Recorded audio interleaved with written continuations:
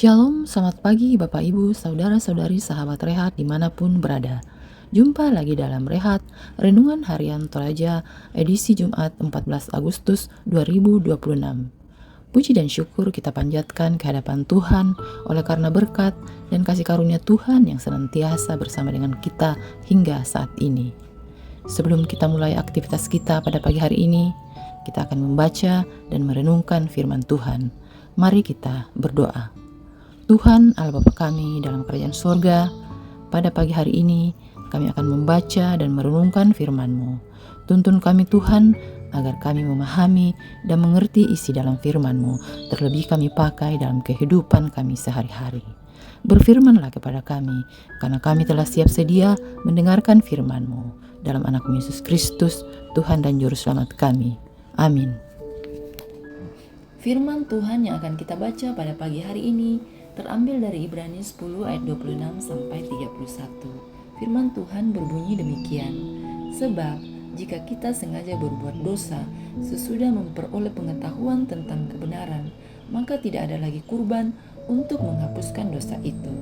Sebaliknya, yang ada ialah penantian akan penghakiman yang mengerikan dan kobaran api yang dahsyat yang akan menghanguskan para pembangkang. Jika ada orang yang menolak hukum Musa, ia dihukum mati tanpa belas kasihan atas keterangan 2 atau 3 orang saksi.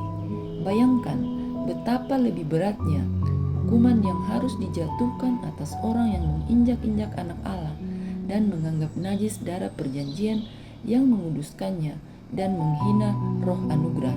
Sebab kita mengenal Dia yang berkata, "Pembalasan adalah hakku, akulah yang akan menuntut pembalasan."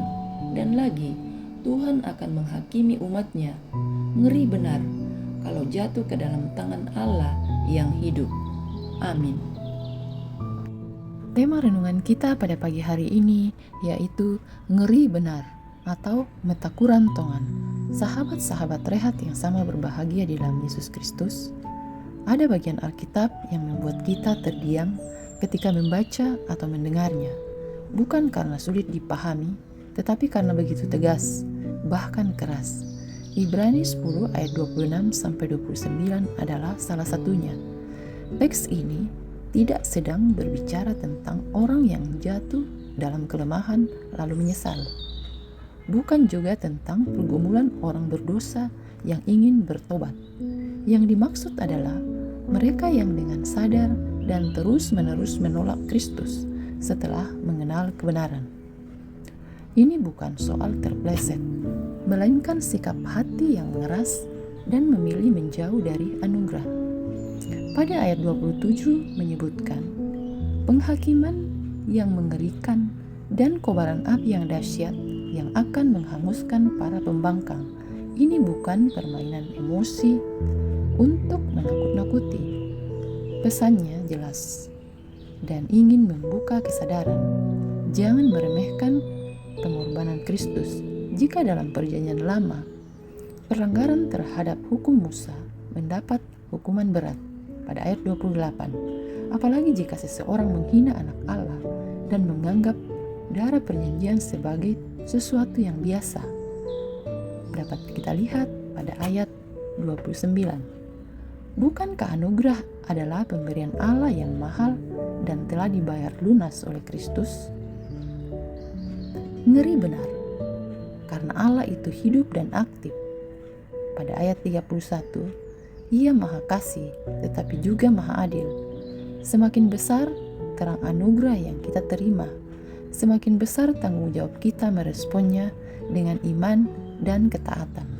Ketakutan yang sehat bukan menjauhkan kita dari Tuhan, melainkan menuntut kita kembali kepada salib, tempat di mana kasih dan keadilan Allah bertemu dengan sempurna. Amin. Mari kita berdoa. Tuhan Allah Bapa kami yang ada dalam kerajaan sorga, terima kasih atas kasih karunia dan pengorbanan Yesus Kristus yang telah membuka jalan keselamatan bagi kami. Firman-Mu hari ini mengingatkan kami untuk tidak mengeraskan hati atau dengan sengaja hidup dalam dosa setelah mengenal kebenaran-Mu. Ajarlah kami Tuhan untuk menghormati kekudusan-Mu dan hidup dalam takut akan Tuhan. bukan karena ketakutan akan hukuman semata, tetapi karena kami mengasihi Engkau dan rindu menyenangkan hati-Mu. Berikanlah kami kekuatan untuk tetap setia, taat, dan bertekun dalam iman, meskipun menghadapi berbagai pencobaan. Biarlah hidup kami menjadi kesaksian yang memuliakan nama-Mu setiap hari. Terima kasih Tuhan. Inilah doa sembahyang kami yang kami bawa dalam anak Yesus Kristus. Itulah Tuhan dan Juru Selamat kami yang hidup. Amin. Demikianlah renungan kita pada pagi hari ini. Kiranya menjadi bekal bagi kehidupan kita.